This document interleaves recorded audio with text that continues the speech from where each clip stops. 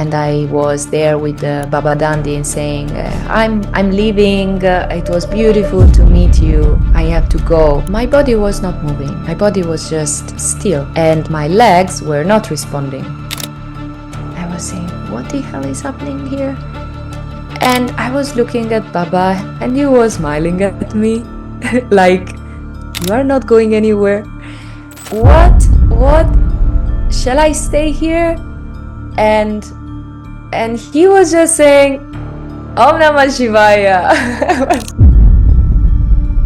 The first time that he took a shower in front of me, it was really surprising, because he was just taking a ice bucket and throwing on his head, and without shaking, just so, like, it was so easy for him, it was so natural for him, that even if it was cold outside, he was just taking this ice bath and washing himself. And then I seen for the first time him without ashes, without any piece of clothes.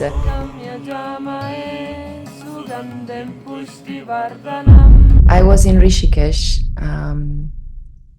I remember that day that I was in the room during my Panchakarma treatment, and I was having this mountain in front of me, and I was actually hearing the voice of the mountain. At the beginning, I was thinking that I was mad, something was off with me.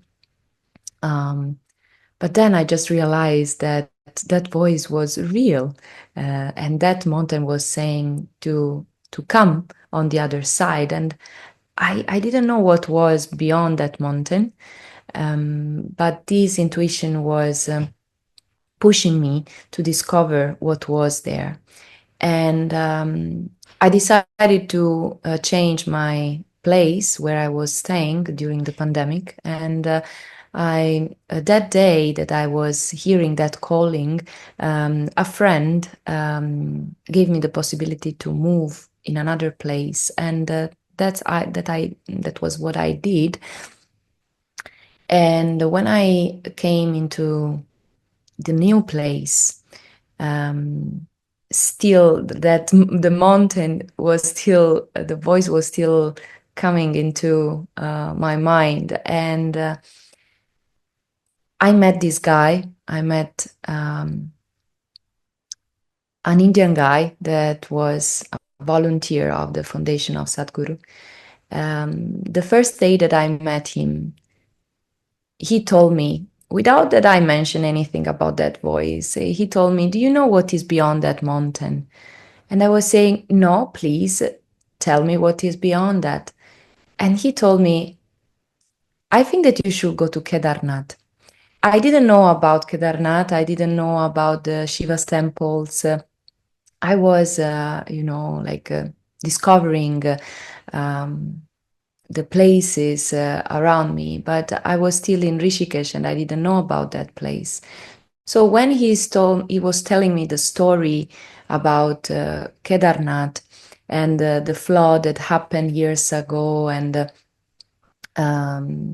the sadhus that were there taking care of the temple, I just felt that that was the place that was calling me, without having any kind of understanding about that.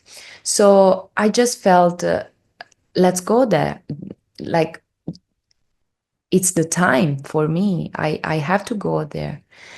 And I just cover myself with some Indian clothes and saris, and I try to be invisible for the guards, the police, and I just because it was a lockdown, so I was not.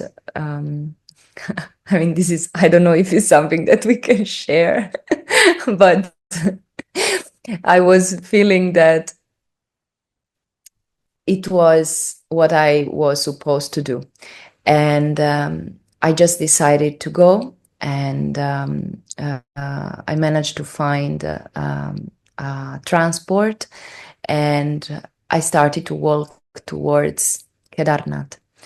I remember that I stopped in Gupta Kashi, and from that place, I was already starting to see some babas that were traveling towards Kedarnath, and that energies was so supportive and so exciting, and everybody around me was just greeting me with Om Namah Shivaya, Jai Kedar, and that energy, that vibes were just resonating inside.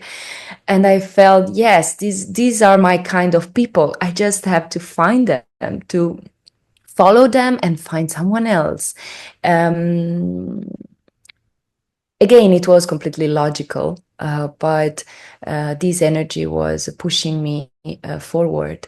So I stayed in Gupta Kashi for a while, um, observing them, seeing their rituals, and then um, I continue my journey until I reach this little village before to start the hike for to reach Kedarnath, and that was the moment in which a police guy asked me for documents, and he recognized that I was not Indian, even if I was trying to hide myself at my best. But somehow he allowed me to go, and he just told me just one night, and I didn't reply. I just smile, and I left, and I start my hike to Kedarnath.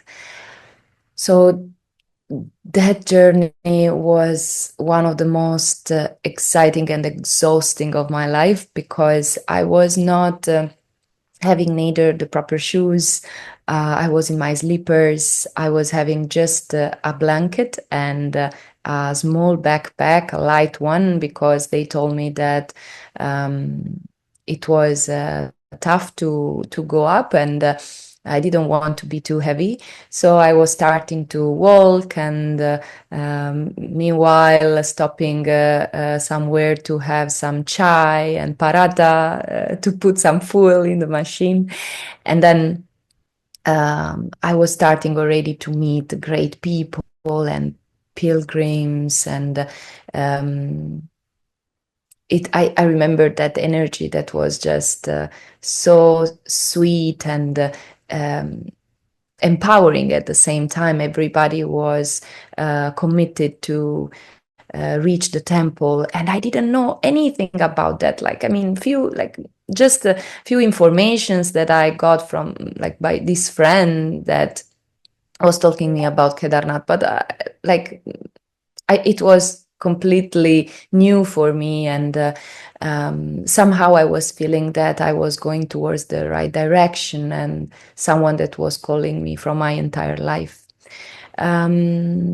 So slowly during the journey, people were telling me more stories about Kedarnath, and like small pieces of the puzzle that were coming together to understand better which kind of place was that, and how important was for yogis, and many people that were trying, to reach the temple even in bad health conditions, and I was starting to see like old people that were tired to go up, but even though they were old and they were ill, they were trying to do their best to reach the peak, and they were helped by others, and it was such a journey. Like, I think that the like that day, the journey towards Kedarnath was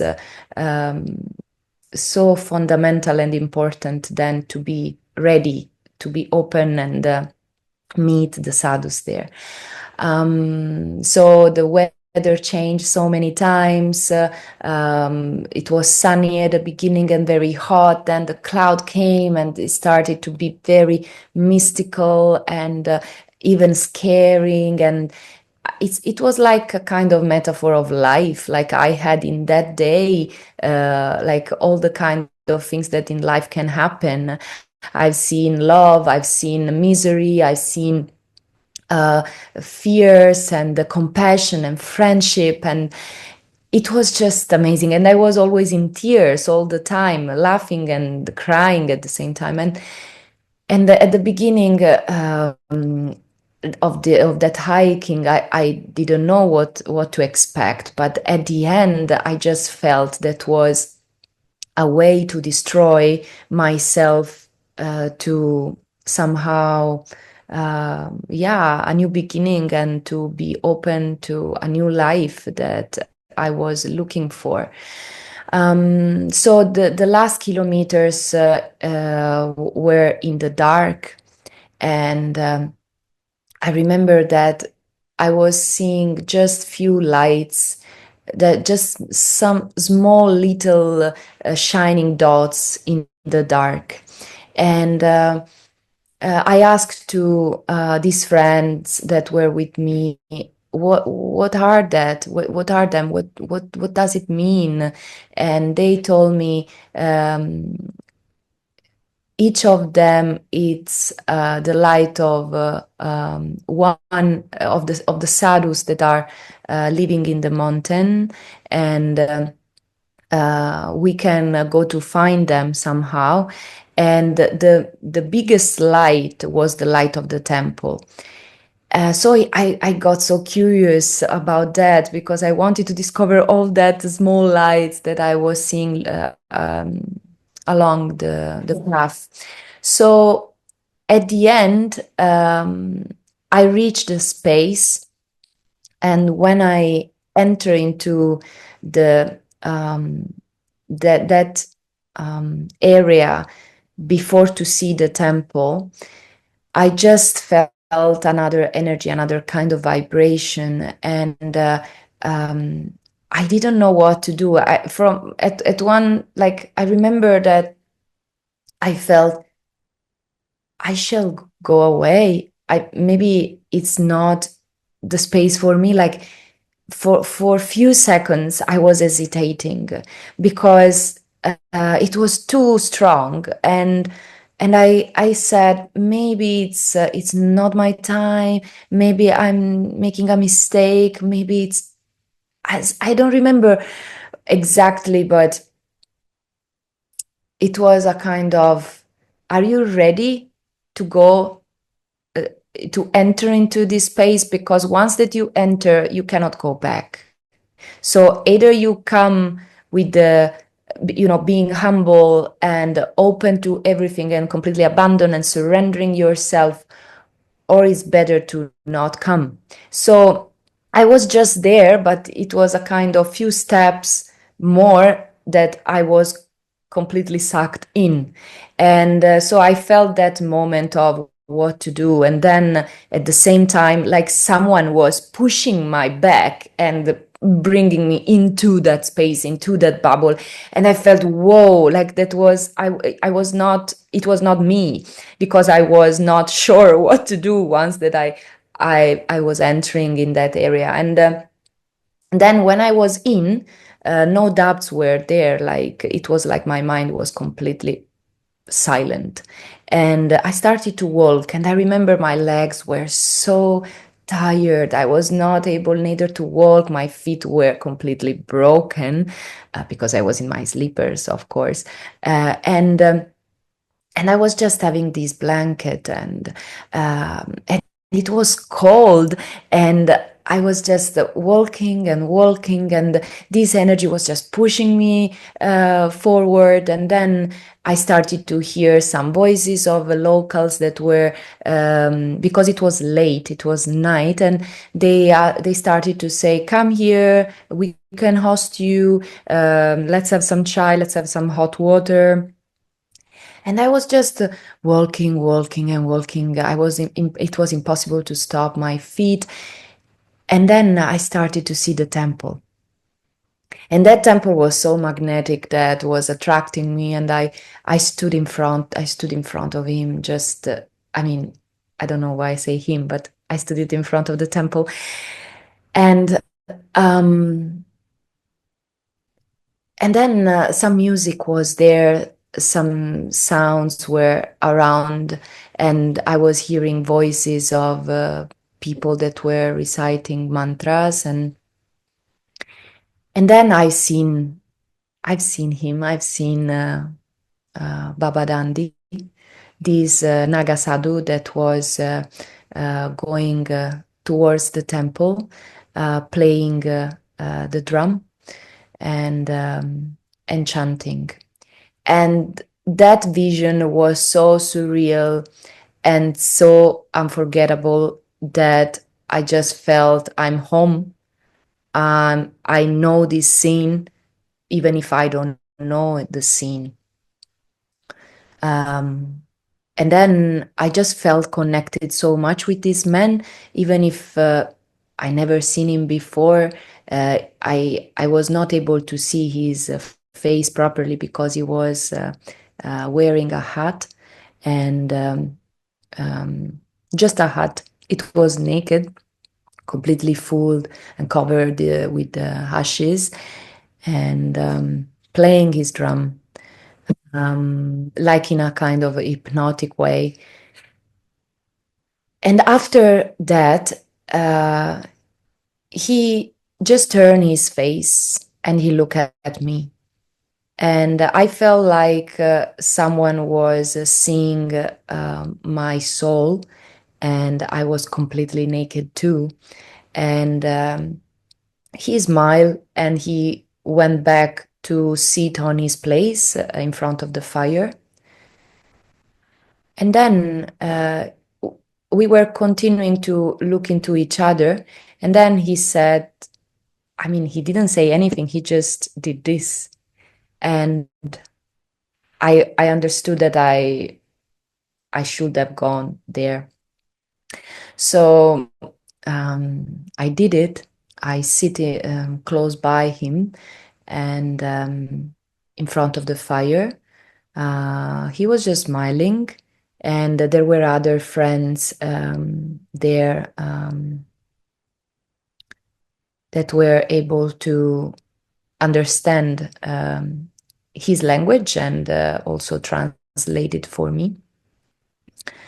Um, I mean, it was there was not so much to translate because he was just asking my name, and then he started to laugh and repeating my name, and and I was just there. I was just sit by the fire with him, uh, and we spent the night like this. From that moment, like it was like I enter in another dimension. I enter um, in another space, in another um, like I was not able to perceive the passage of the time. It was like everything was still, everything was just eternal. And I was not feeling the cold, I was not feeling the hot weather because during the day it was the sun was very, very strong and it was hot, but at the same time, you know, you are in Himalayas, so that fresh breeze of being on the mountain.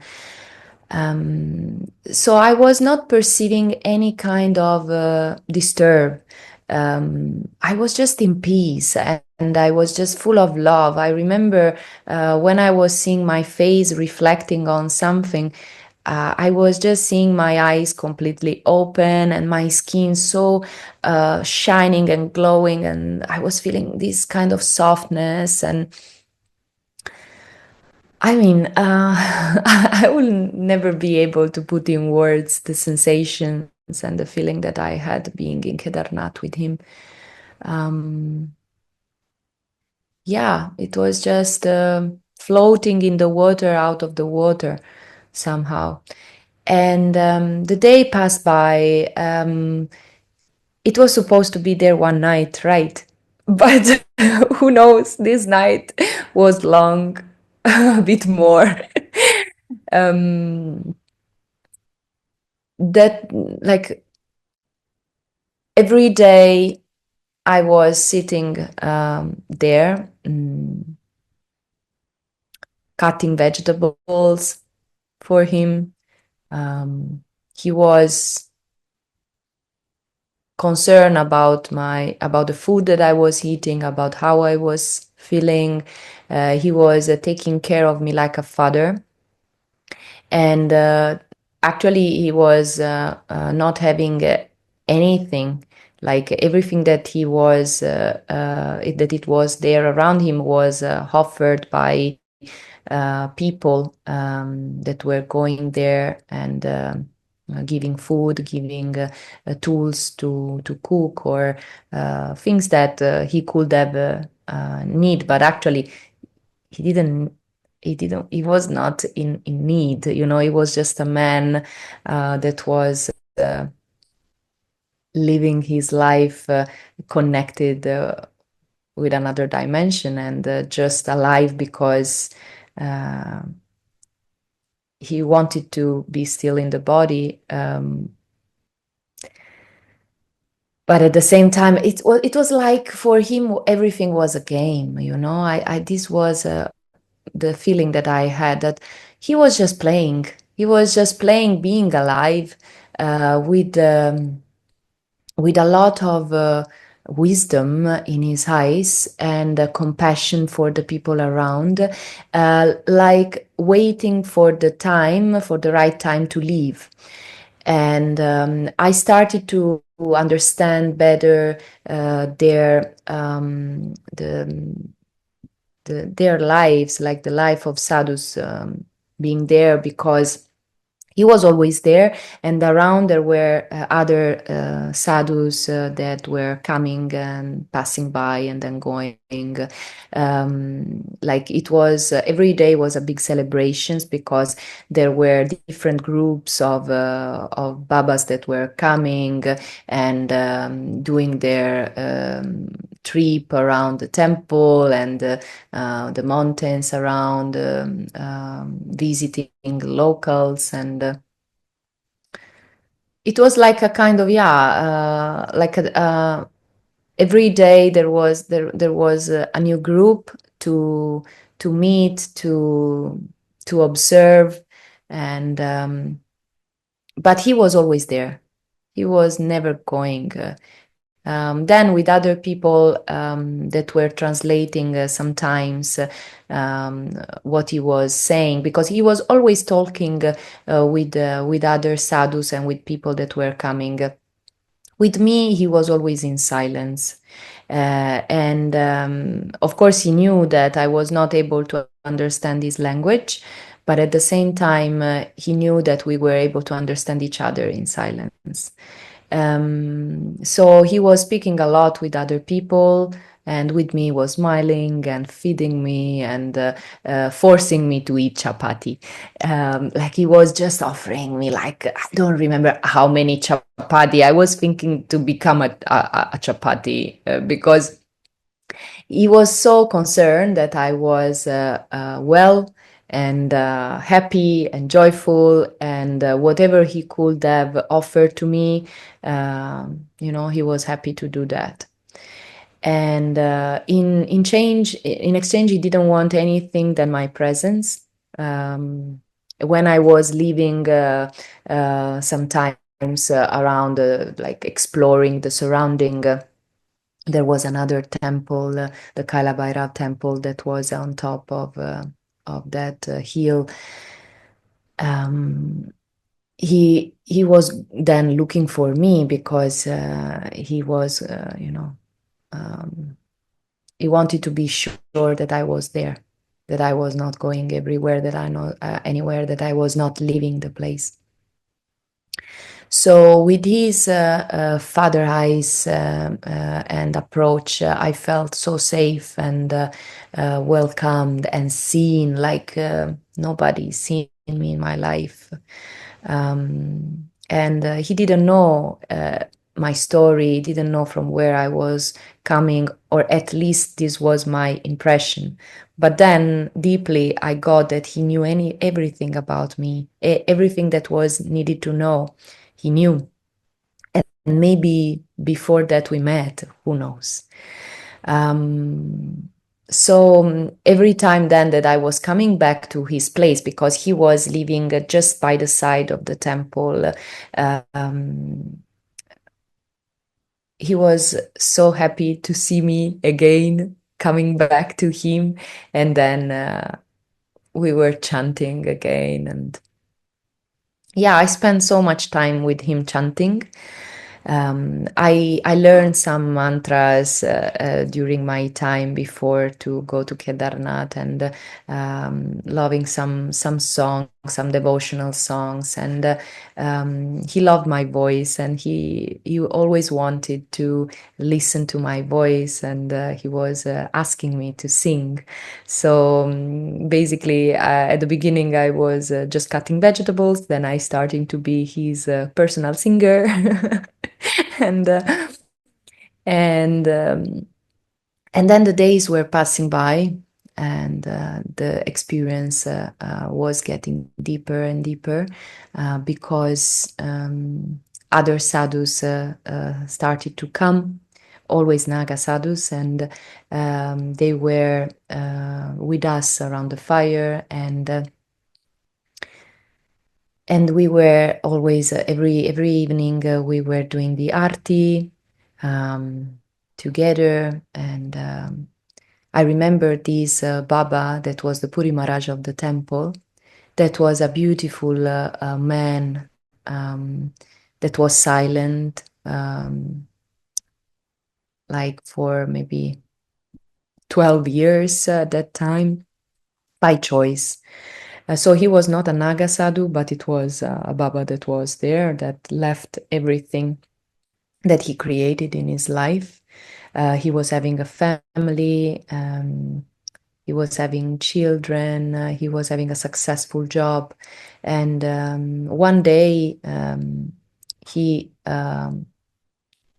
received a message from Shiva. This is the story that they were sharing with me. To stop to react. So in this end of reaction, he felt that also the verbal communication was needed to be stopped, and he decided to become silent. And then he went to Kedarnath, and he started to live there. So he was the guardian of the temple, and he was the only one that was able to, allowed to go inside, and during the arti, and because there was the pandemic, and so the temple was closed. So I actually never visited the temple of Kedarnath inside, but it was not needed because it was reverberating outside too. And this Baba every night was coming out of the temple, bringing me uh, ashes and bringing me whatever was there offered into the temple. So I was just out of joy, and I don't know, like really I cannot put in words how I was feeling, but it was one of the best time of my life, definitely.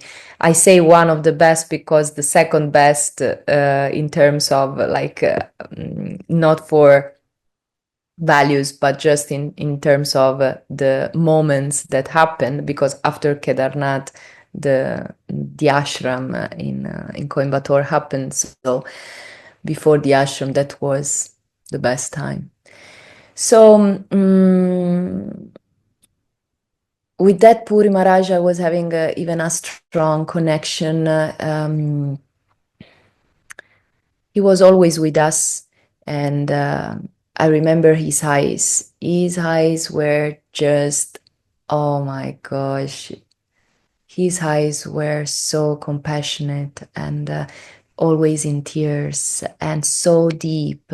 And he was just communicating with his eyes. He didn't need the words. And he wanted me there too. He was one of them that was protecting me. But when I say protecting me, there was not something actually to be protected from, but it was just a kind of feeling, that they include me in the group, and they were considering me one of them. um, I forgot to share the reason why, the physical reason why I stayed there all that time, because it was supposed to be there just one night, right? But apart from the great feeling to be there once that I reached the place, the thing is that the day that I should have left, and I was there with Baba Dandi and saying, I'm leaving. It was beautiful to meet you. I have to go. My body was not moving. My body was just still, and my legs were not responding. I was saying, what the hell is happening here? And I was looking at Baba, and he was smiling at me like, you are not going anywhere. So that time was, what? What? Shall I stay here? And and he was just saying, Om Namah Shivaya. I was saying, okay. Shall I stay here? I'm staying here. And I kept cutting the vegetables. So I just completely forgot about the deal that I made with the guard initially, that he said just one night. And I said, okay, this will be my long night here. I will say, if they will ask me, that I was just thinking that was one night. So without caring about the rules that were there for the lockdown, I just felt that was too important to, yeah, to oppose me to just leave. And even though I wanted, it was not possible, even if I wanted, right? Because my body was not reacting. So I got the message and I stayed there. So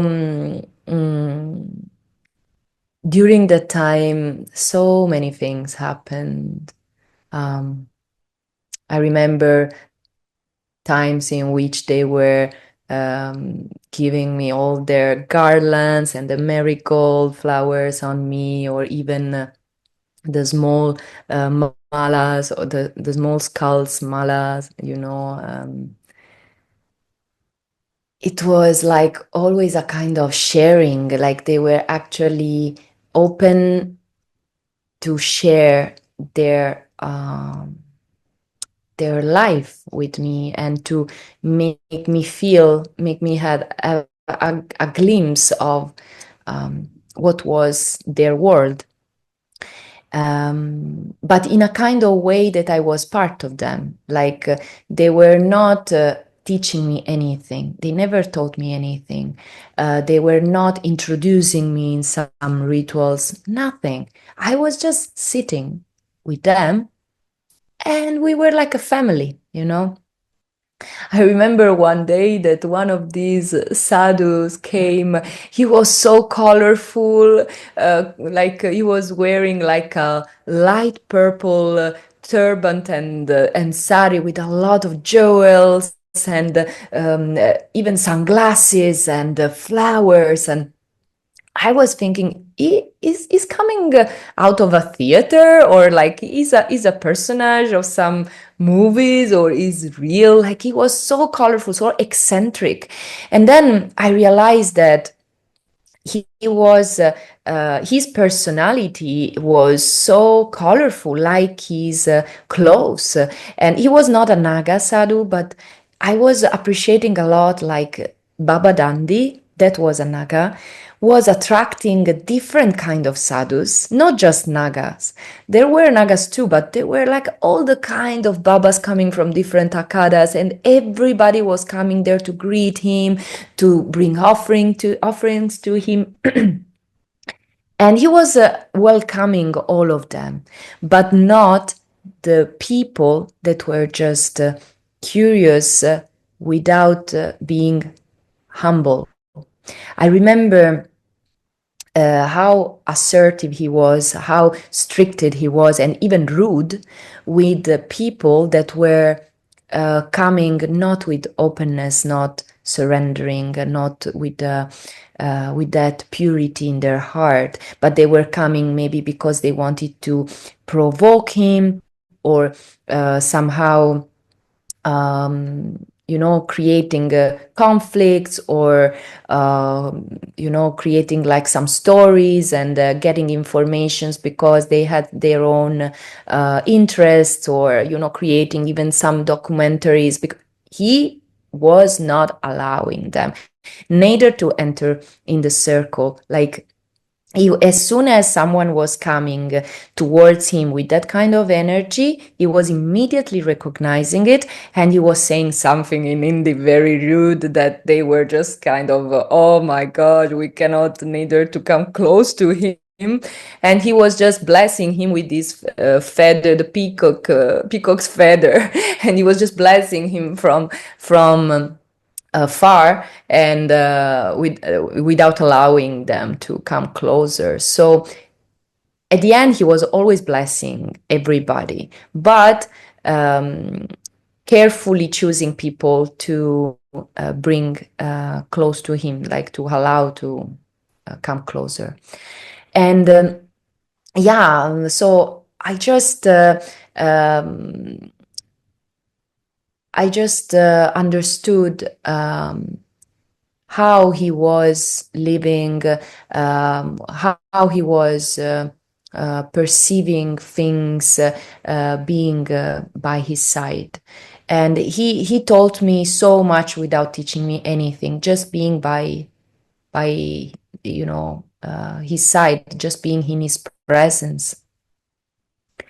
And then, even though there were that moments in which he was pushing away people that were having not good intentions, then he was turning his head, looking at me, and smiling.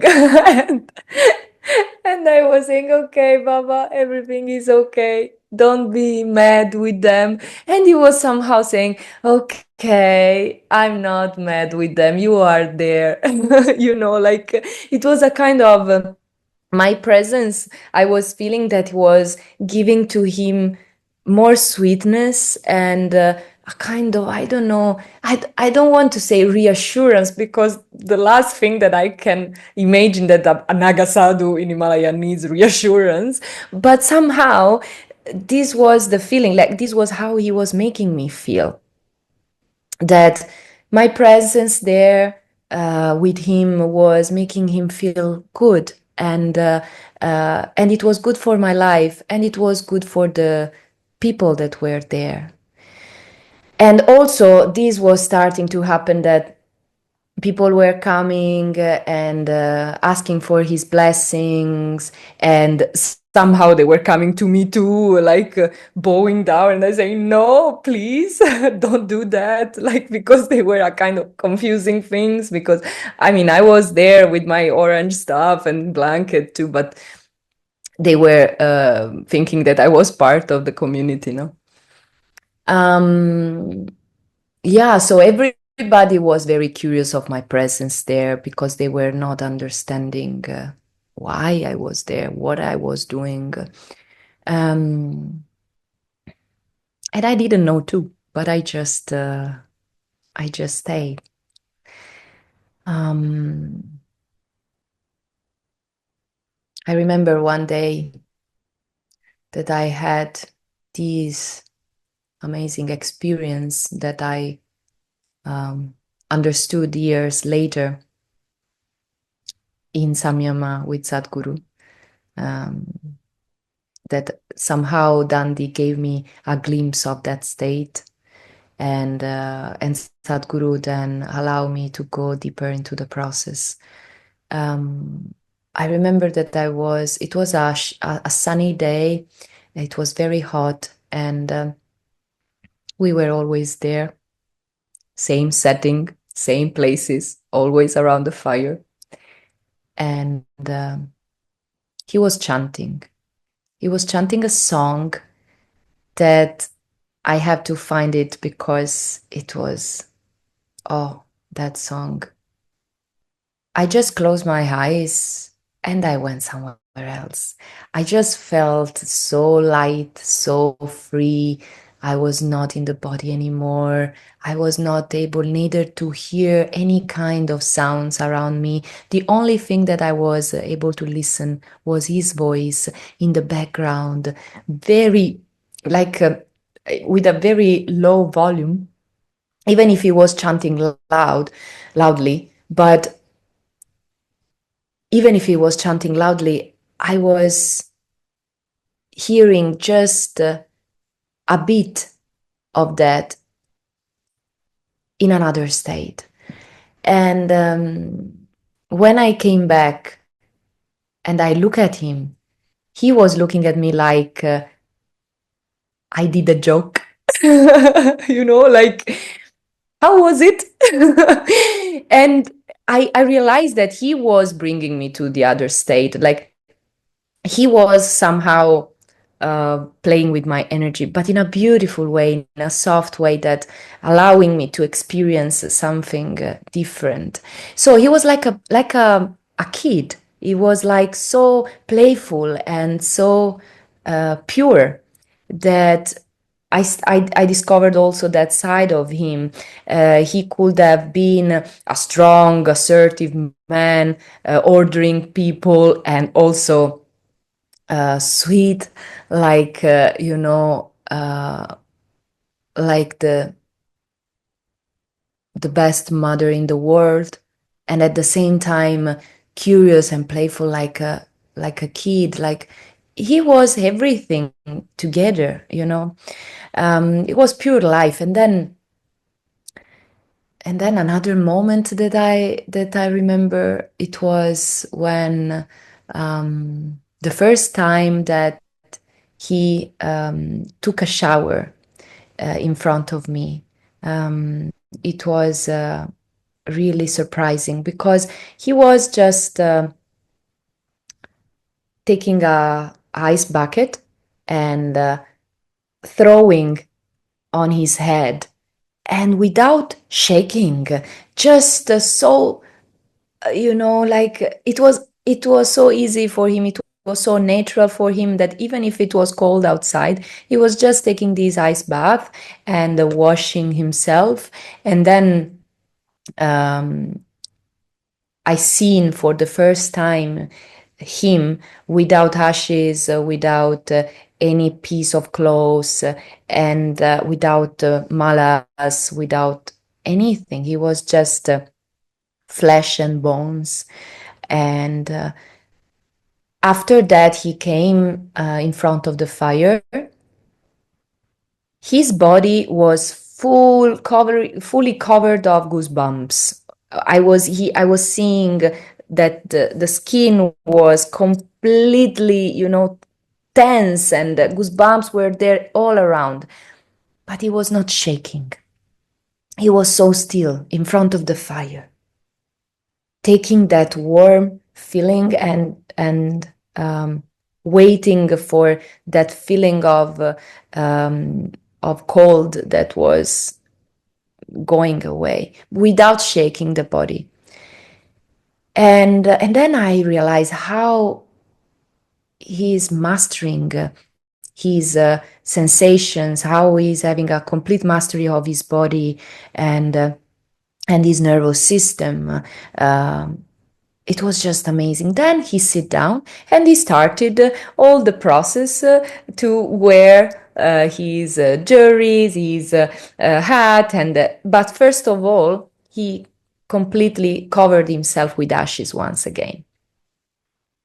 And that moment was amazing because he was constantly chanting, offering this to Shiva, and showing me, how he was doing it. And he also allowed me to bring some hashes and to cover his body, is a small part of the arm, just to make me feel what was feeling, what he was feeling, it was just a kind of experience. And then once that he was fully covered, he wear back the hat and malas and whatever he was having around. Every day he was wearing something different according to the mood, according to gifts that people were giving to him, and especially the malas. There were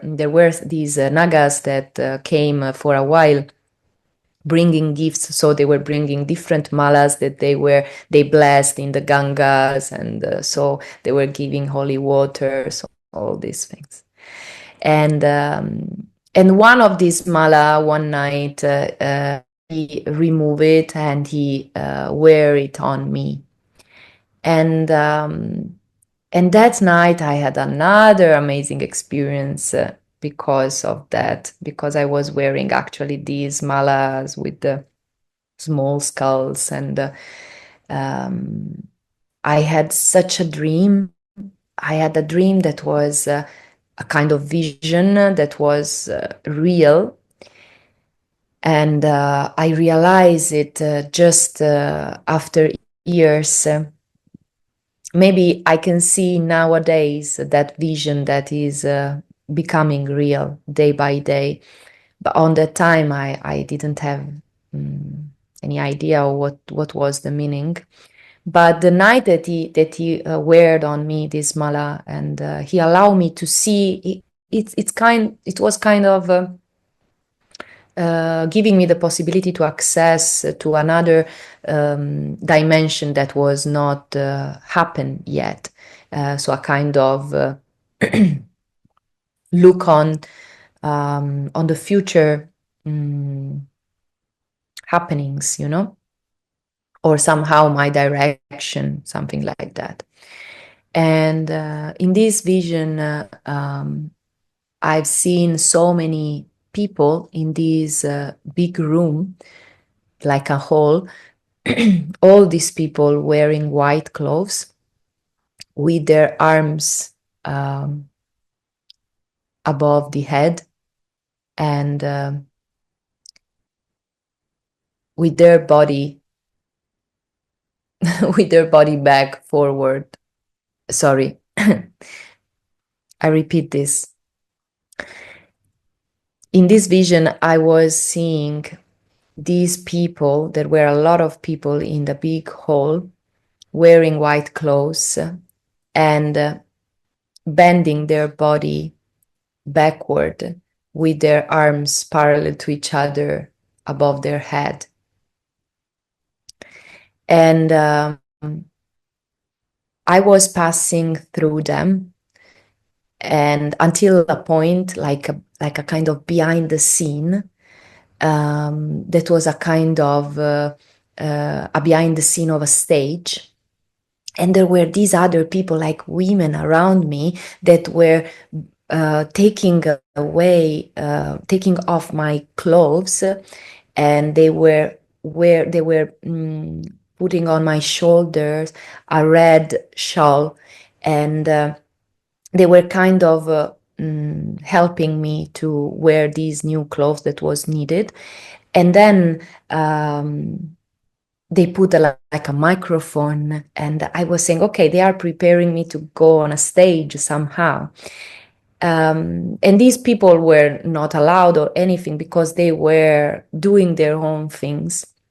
So then I came out, and I kept walking in the middle of these people, and I felt that I should have done something. I should have said something to them, somehow to guide them.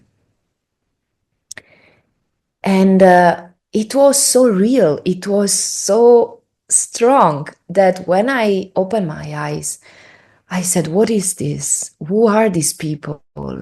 And I was having a kind of feeling that, like, a voice was telling me, they are looking for salvation. They are looking for liberation. They are waiting to be liberated. And you have to do something. You have this role.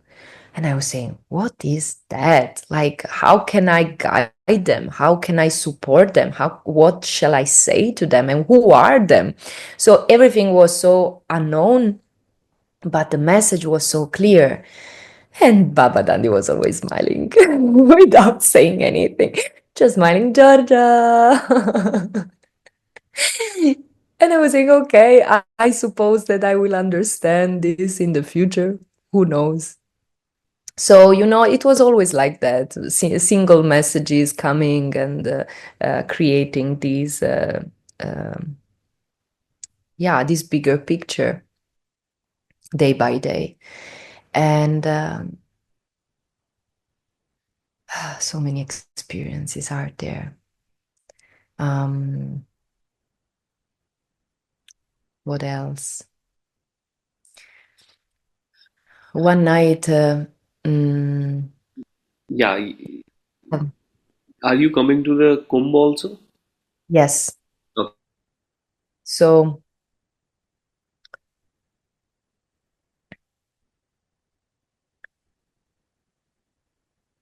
I felt that that place was my new home, and I didn't want to go anywhere else anymore.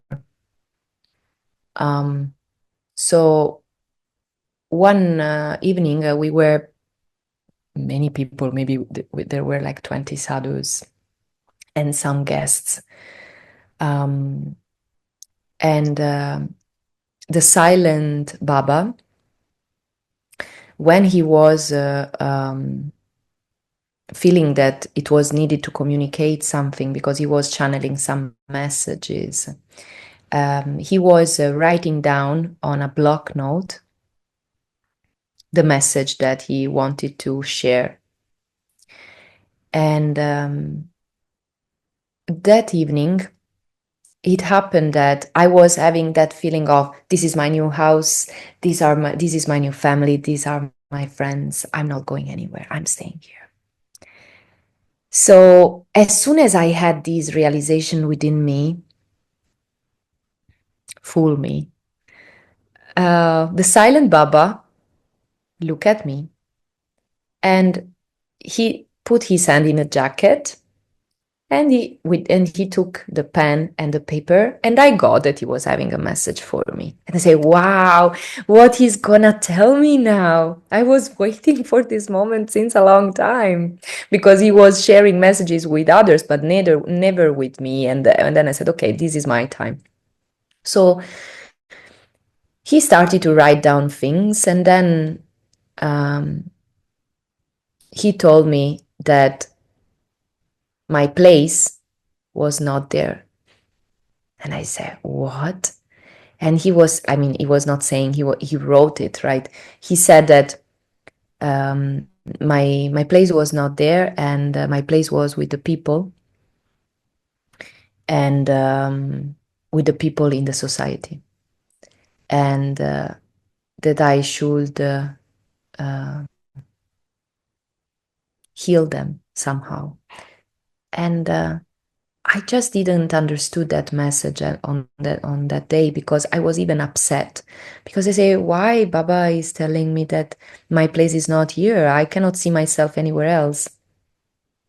So I felt like a knife within, like someone is killing my willingness to be here. And like, I don't want to leave, but I felt that was like this, and I should have just accepted um, that my time to leave was close, was was just around the corner. So after a few days, um, I spoke with Baba Dandi about what to do, because I was asking him to teach me to just, share more with me. And I was so thirsty to just dive deeply into all of that. And he said that he was not there to teach, that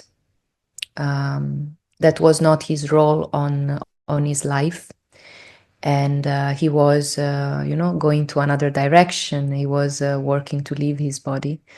Um, but that time together was precious, and it was a kind of foundation for my life. And he told me that if I wanted to receive some tools to share with the people, the only man in India that was allowing this to happen was Sadhguru. And because he knows him, he was always going to get he's always going to Kedarnath, and many times I guess they met. And so he just told me that I should have gone to his ashram and stayed there.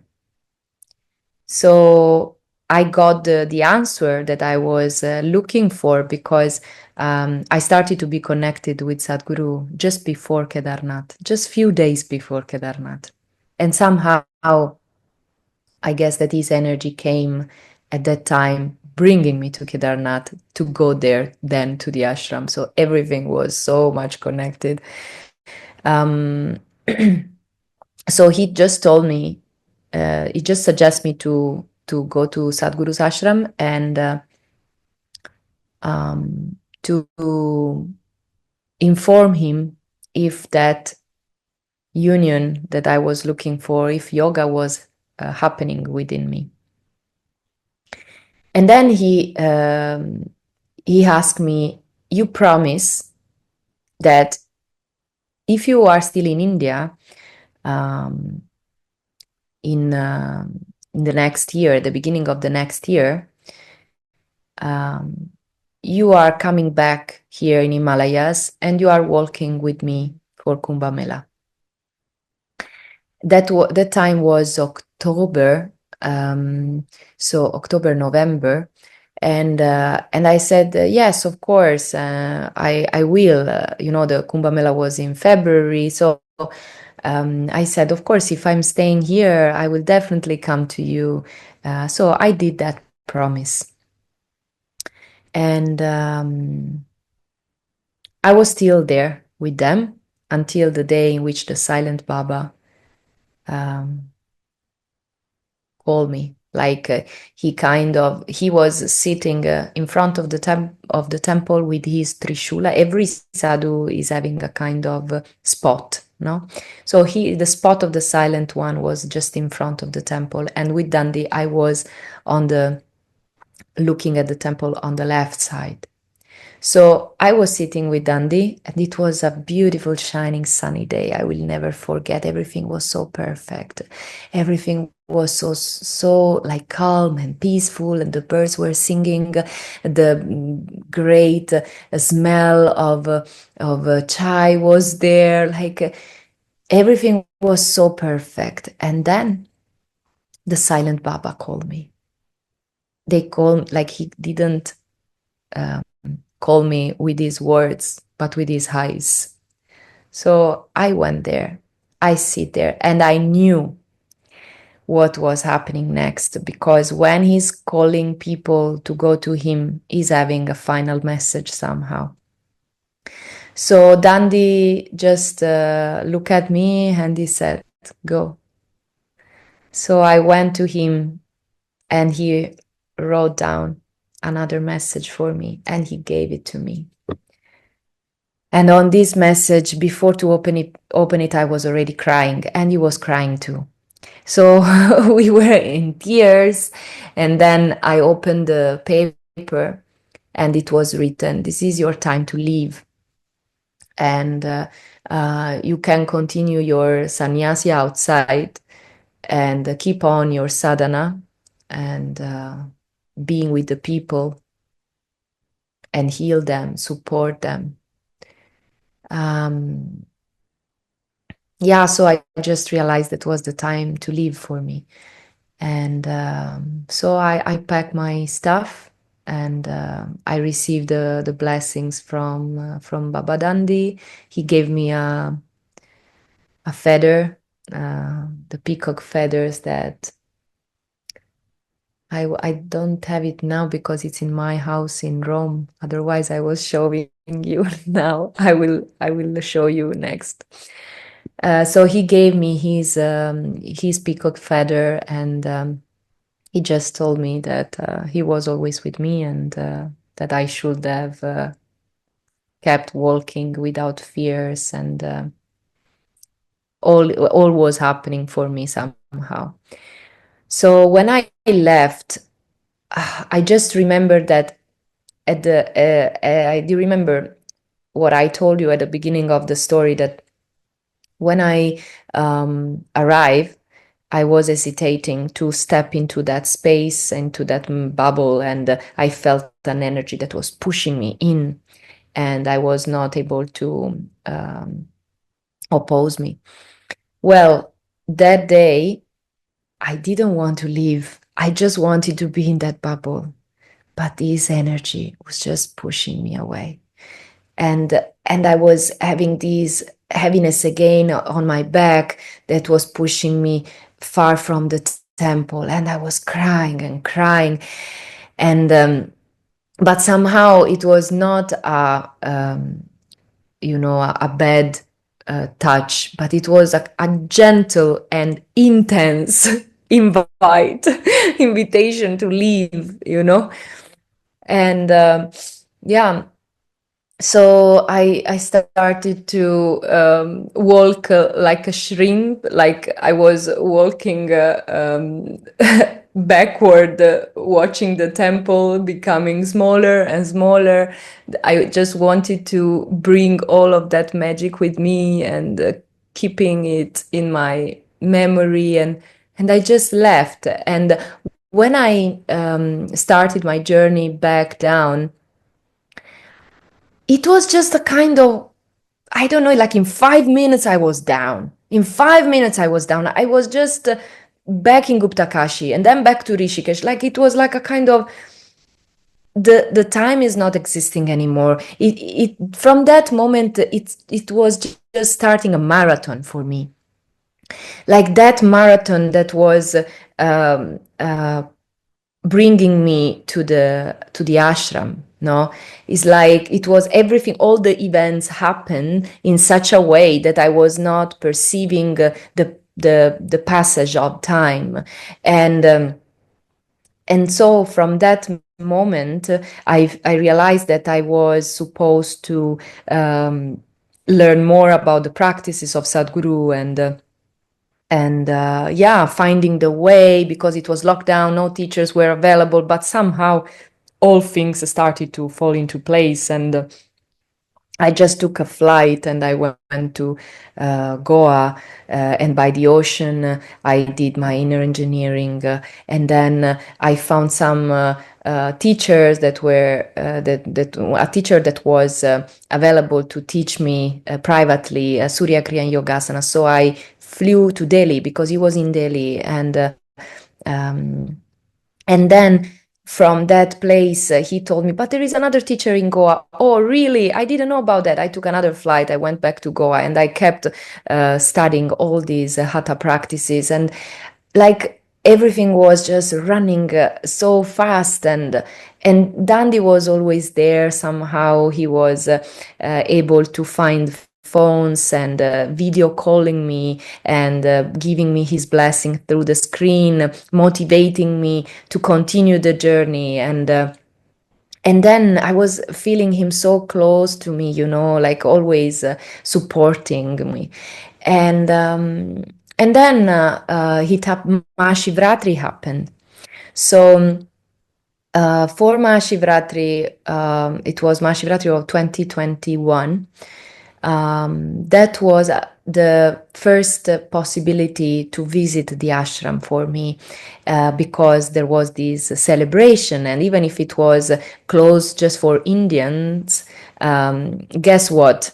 I already pretended to be Indian once. What do you think that could have stopped me to pretend to be Indian twice? So I just decided to go there, even if I was a foreigner. That Mahashivratri was the smallest Mahashivratri ever, because we were like like a few hundreds of people and five foreigners maybe, and all these the other foreigners were just hidden.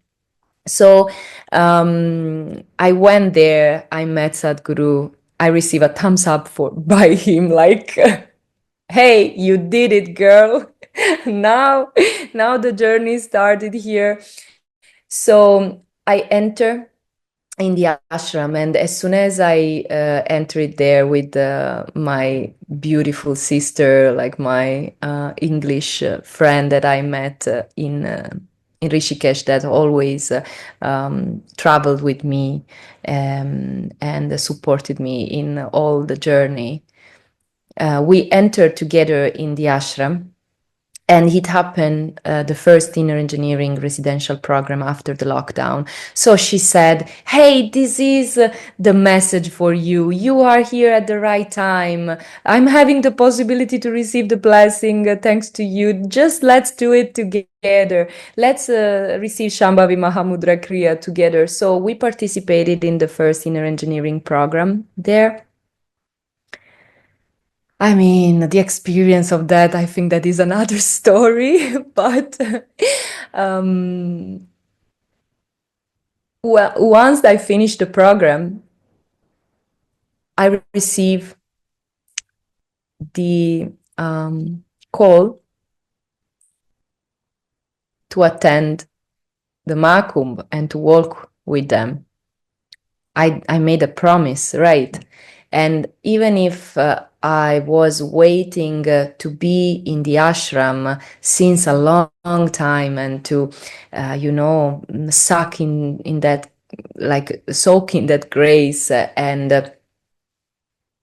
just be there and experience it, I made that promise. So I couldn't say no.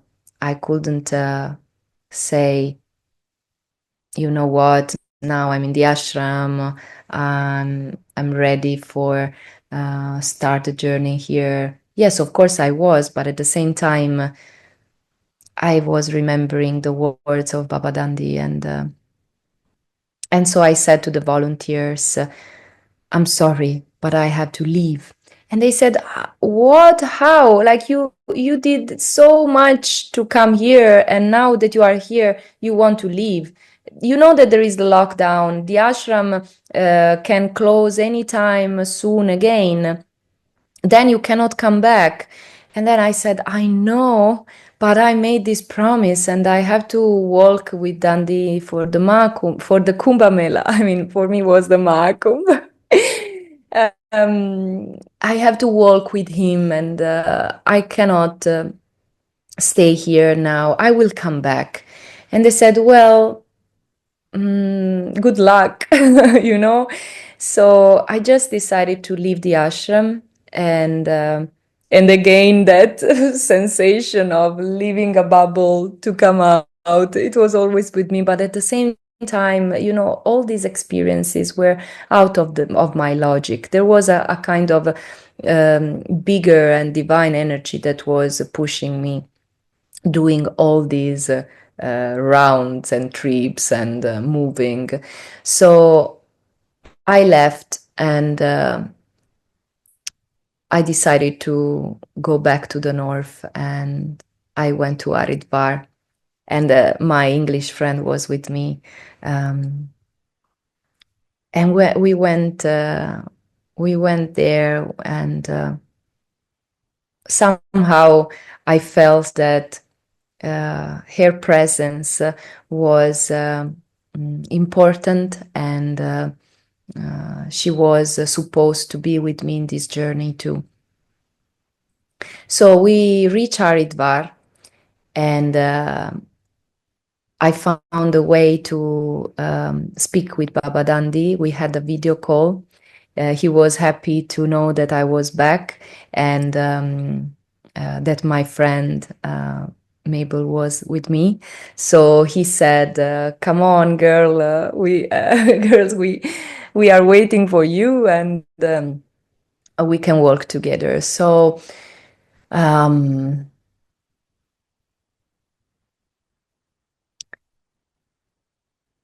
he started his journey on his own. But I had to be there for the beginning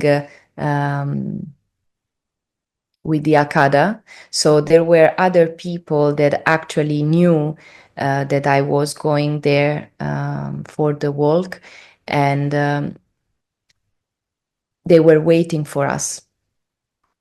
So we reached the place and we started to walk. And Dandi was not there. Dandi was already in the crowd. Dandi was already walking somewhere. And I got that that was how it was supposed to be, because um, we should have done the path on our own to then reach him at the end. So he was like kind of showing us the way. And then we did it. And I mean, how can I describe the Kumbh Mela? It was crazy. It was completely crazy. Um, I was feeling drunk and ecstatic, and the body was not there. I was not feeling the tiredness. I was not having neither voice anymore, but I was still screaming and shouting with them.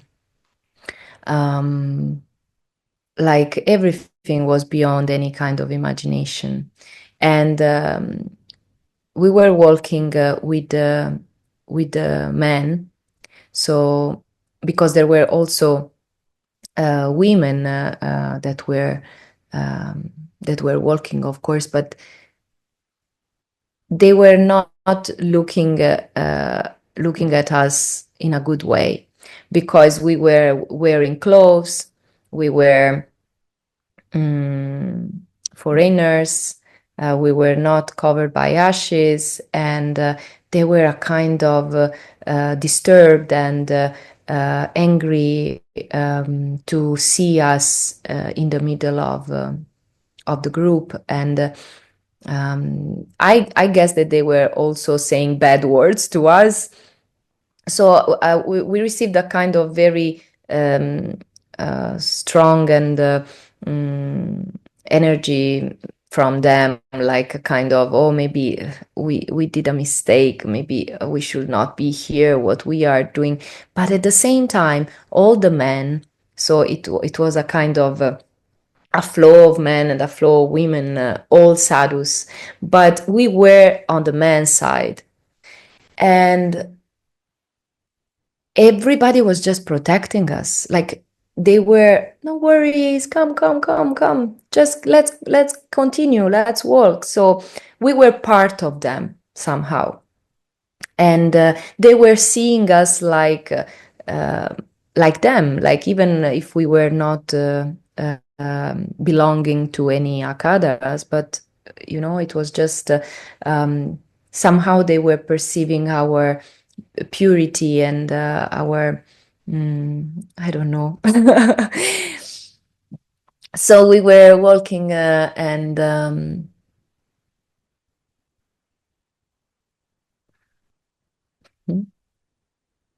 it was the craziest experience in my life.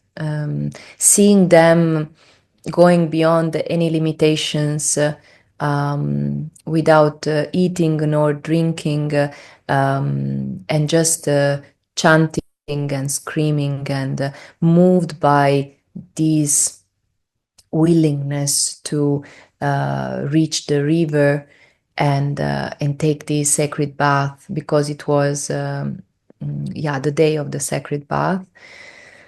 So every step was a step towards the liberation. Every step was um, something was released, something was left there on the floor, and we were like, the kind of energy that I felt walking with them was um, liberating. It was a kind of the freedom is getting closer and closer and closer, and all the layers that are not serving us are dropped. And this was happening by walking, by chanting. Some of them were smoking chilam, and everything was an offering. Everything was, uh, yeah, an offering to the divine, and in completely surrendering. There were also kids initiated into the akadas, like people with motorbike, and like people with the trishula, and like it was a kind of life and chaos. And I remember one of the moments of the walk that we were feeling like there was this a kind of a sensation of like everything was so intense, everything was so loud.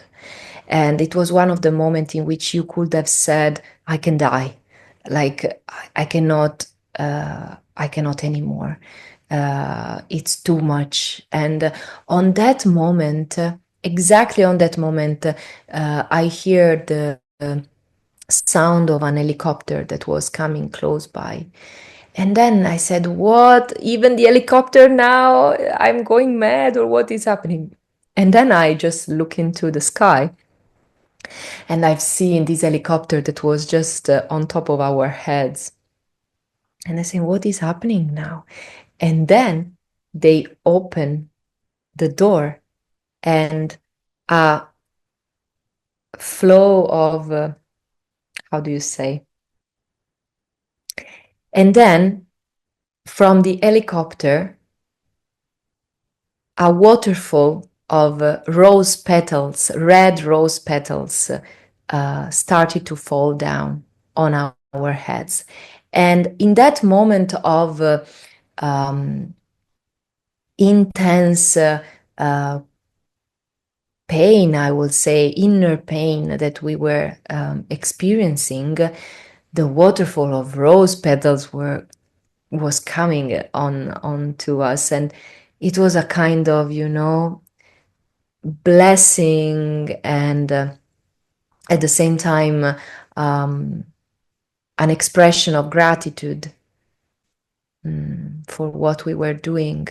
um, and it was a kind of support to continue and to reach the river. So full of these petals, we continue to walk. The last kilometers were even louder. We reached the bridge, and I remember that I started to see all these thousands of sadhus that were already in the water, and the intensity was getting stronger because they started to run, and we started to run. And so the last kilometers was just a marathon. So that feeling that I had since I last Kedarnath was actually completed when I reached the Ganga, because the marathon was really there. Like we were running, running, running to reach the water. Yeah. And then we did it. And suddenly, once that you enter into the water after all of that, you have that feeling of nothingness. Like, what else? What else? That's it. And in that state, mm, I just perceived that we are not able to really understand life logically. We cannot try to make sense of things. We are always looking for explanations, for reasons. Mm, but life is beginning when you really silence your mind.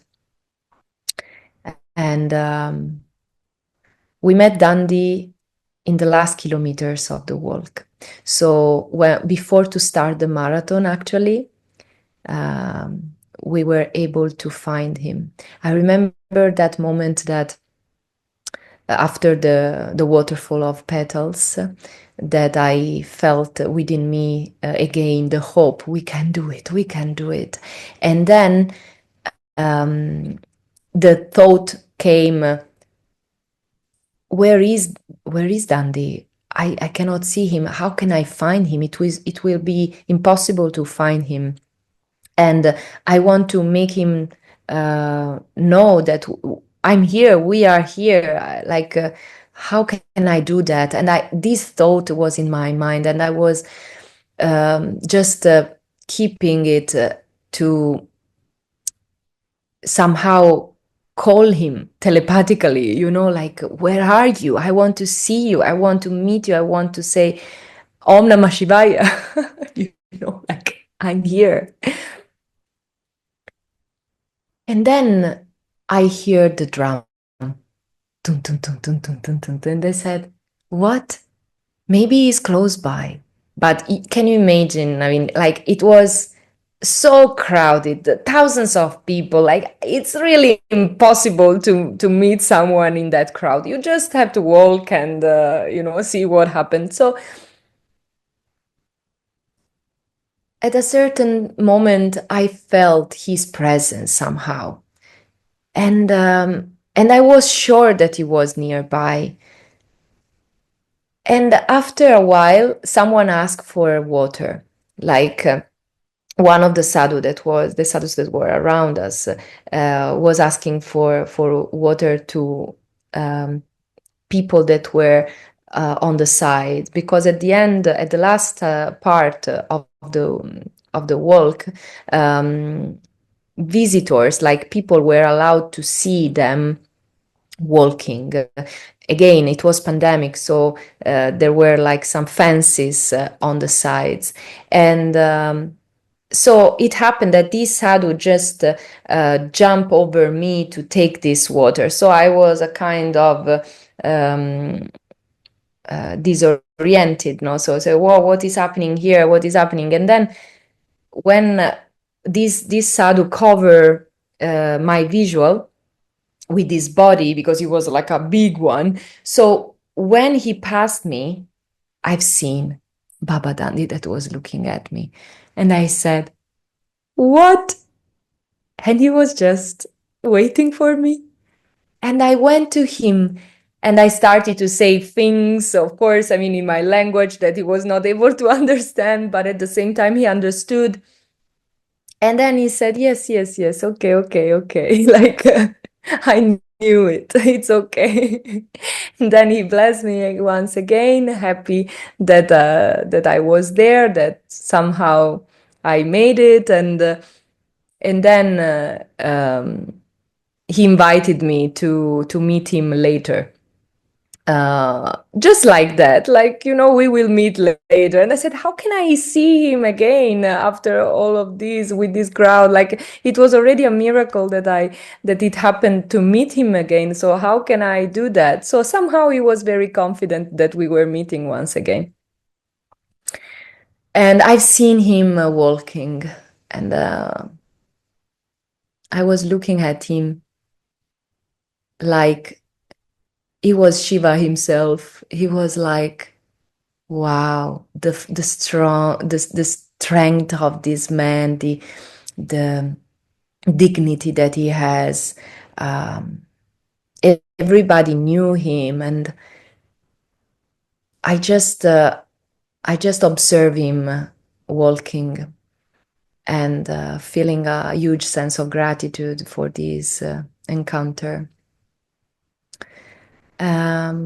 So we walk towards the Ganga, and after all of this, the intensity was always there, but no more singing, no more screaming.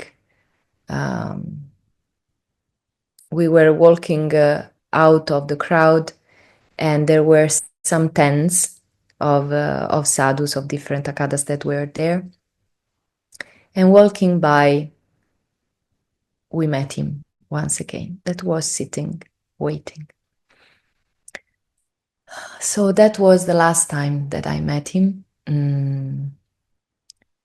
We sit, and he gave us some malas, he gave us his blessings, and I told him, thanks to another guy that was translating, I told him that mm, I was going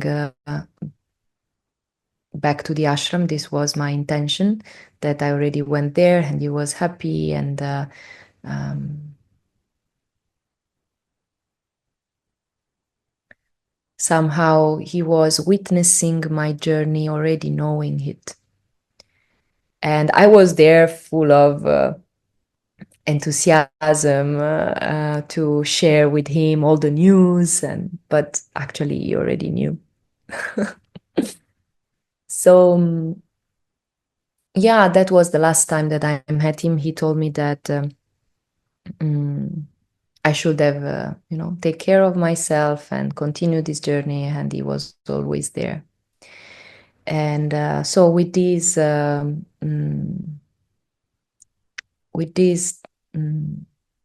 goodbye, he just told me to let him know if yoga was happening there, and I left. And but the lockdown um, was still there. The second wave of the pandemic happened, and the ashram closed once again. And so I decided to go to Dharamshala, and to just go away mm,